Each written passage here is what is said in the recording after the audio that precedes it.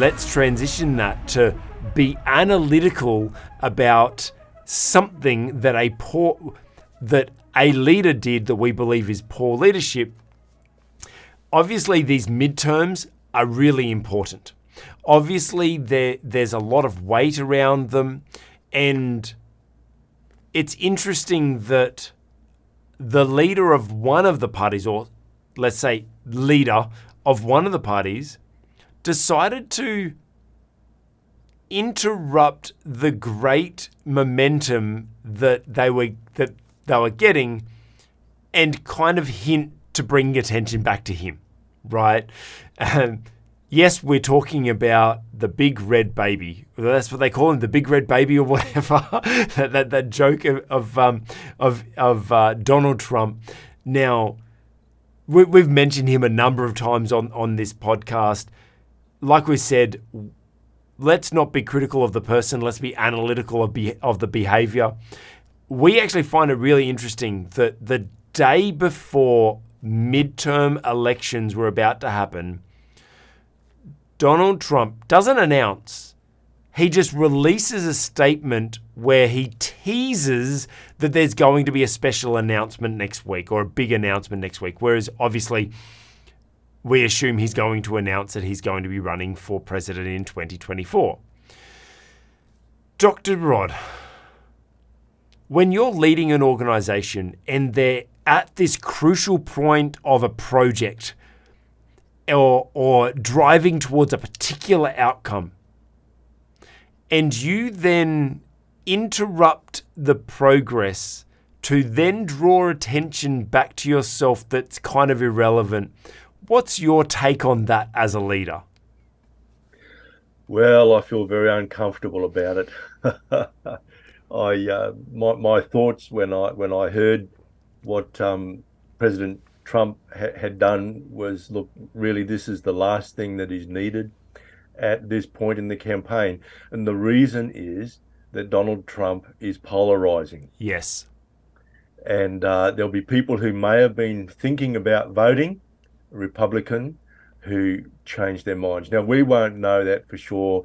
There may be some post-vote polling that is done that might help us come to understand that a little better. But the problem is Donald Trump is a polarizing influence. He has a hard core of very strong supporters. Then there are those who would rather him just retire and kind of fade away, as it were, and put all his energy into his presidential library or something like that. But I think it was particularly poorly timed. Look, President Trump did some very, very good things while he was in office. Many of the outcomes of his presidency were really very positive for the United States.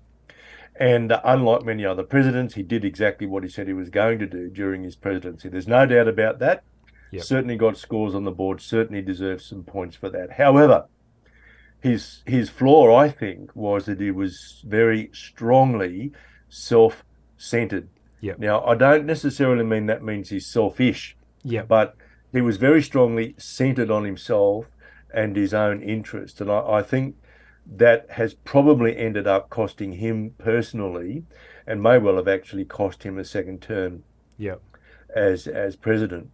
But look, I know I've used this term often during our conversations, Craig, but he was unwise to do that. He was unwise to make an announcement of any kind on the eve of the elections, but even more unwise to say, this is an announcement about an announcement I'm going to make. And there's a whole lot of reasons why he shouldn't have done that. But the main reason, I think, is that it was clearly going to be unsettling for a lot of people who may have... You see, elections at the end of the day, they're not really determined. The outcomes are not determined by the strong supporters, the people who are rusted on, as it were. They're determined by people in the middle who, right up until they go into the polling booth to cast their vote, they're still not 100% certain for whom they're going to cast their vote. And I'm sure that was as true in the midterm elections as it has been at any time in the past. And so someone who has so much influence, not from position, he doesn't hold a particular formal position Yes. within the party, but he wields a great deal of influence because he is an influential leader. Yep. But I honestly think he lacks wisdom, and I think, I mean, I said this about him many, many times during his presidency as well, that the way in which he managed social media, yes, he needed to counter the legacy media because the legacy media simply became an arm of opposition Mm-hmm. to all things conservative. There's no doubt about that. But I do think that much of what he did was very unwise, and he's just continued. Yep.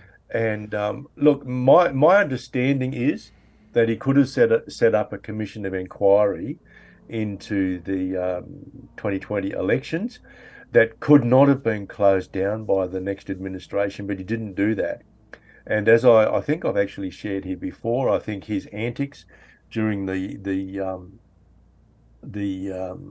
what do they call them, the repeat elections in Georgia, Yep. actually probably cost the Republicans the majority that they would otherwise have had in the Senate, those runoff elections.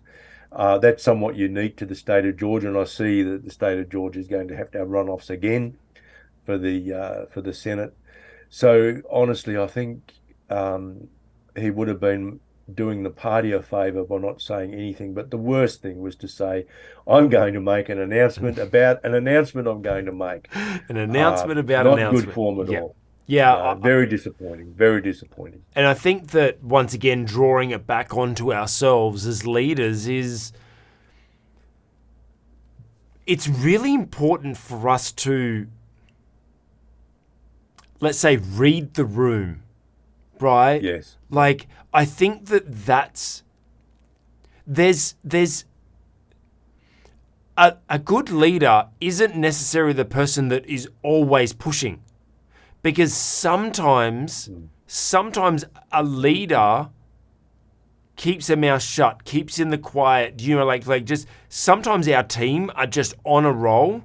We don't need to go out there and, all right, team, we need to do this. We don't need to call another meeting. We don't need to be involved or go and micromanage or whatever.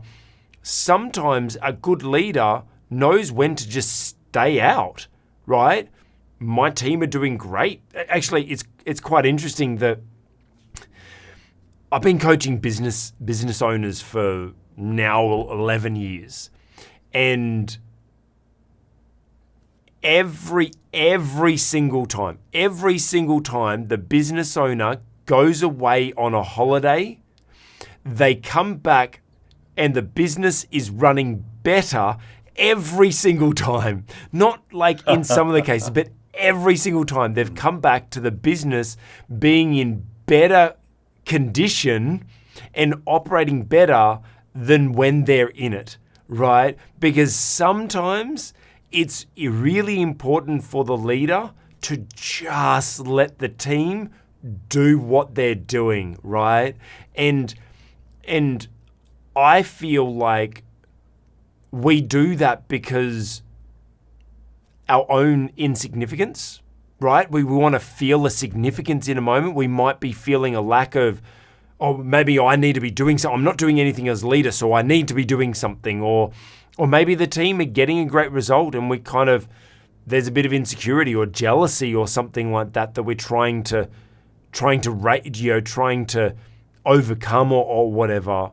And I find it quite interesting that we as leaders, and I think that this is kind of the perfect metaphor of it, is we need to be able to read the room. We need to be able to know when to speak and when not to speak.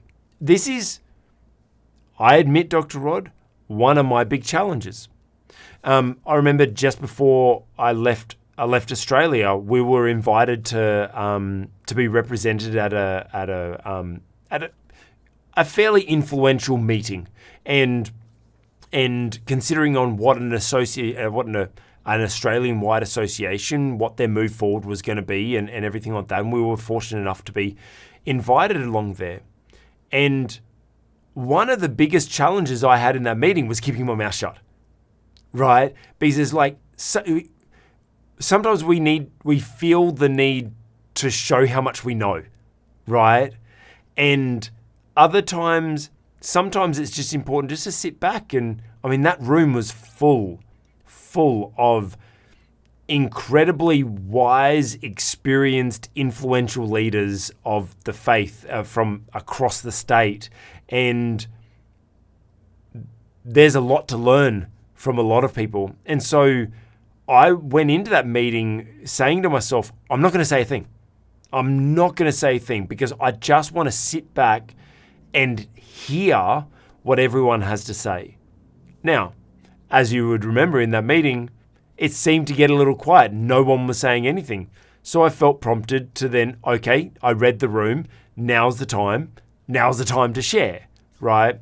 And so I think that that's probably really important for us as leaders to know when to speak and when not to speak, when to contribute, when not to contribute, when to manage and when not to manage, when to kind of allow people to be free. And I think that this is an example of a time that we need, that the leader should have just let his team do their thing. Yeah, and look, the other comment I would make on that, Craig, and I fully support what you say, is that, leadership isn't about the leader. The focus should rarely be on the leader. The focus should be on the vision. Yes. Mm-hmm. So, the vision that Donald Trump has, make America great again, that's actually a good vision. Yes. And look, I think you could do a lot with that. It may be tarnished now, of course, but certainly during his term as president, there's so much he did, in a sense, to make America great again. Yeah. And you look at very high rates of employment, particularly among blacks and Hispanics, the self-sufficiency in energy, the remarkable progress he made in the Middle East, the fact that America was able to maintain its stance in the world during his presidency without actually starting another war. That's something quite unique, in fact. So there are many things. And the economic, come on, you're an economist. You're an economist, and you didn't mention the economy. Oh, well, unemployment's related to the economy, of course, but the economy grew. Like there were so many good stories there, and so much of that has disappeared from the United States in 2 years, less than 2 years actually. And if the focus had been on a vision for America, things might have turned out differently. So we need to be very and look, one of the traps, you see, leaders often become leaders because they're charismatic.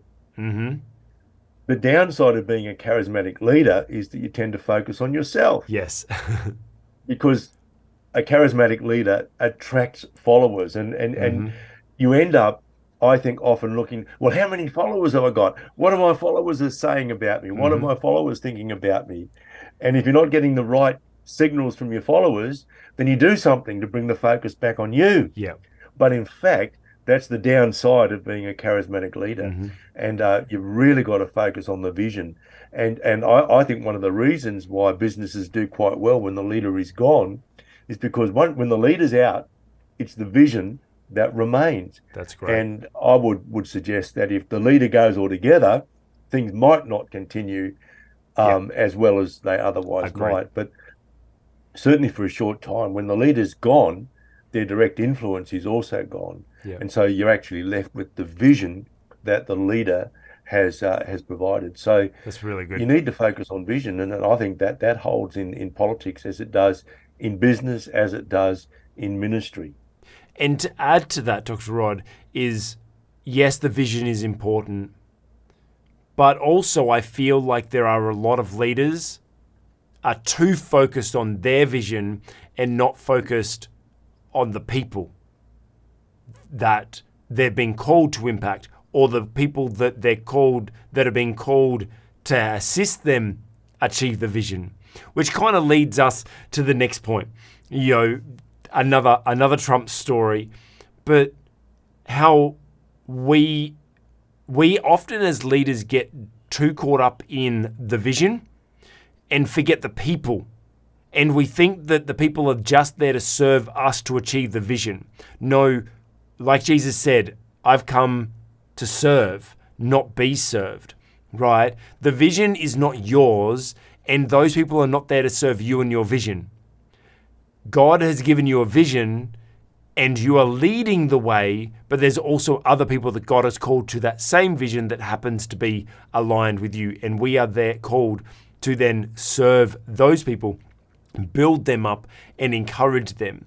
Hey, that was an excerpt from our On the Cube Leadership podcast. If your leadership has been challenged, helped, or you've gotten a new revelation around your leadership, give it a thumbs up, and we'd love to hear your comments below. And hey, if you want to see more content like this, check out our channel and consider subscribing.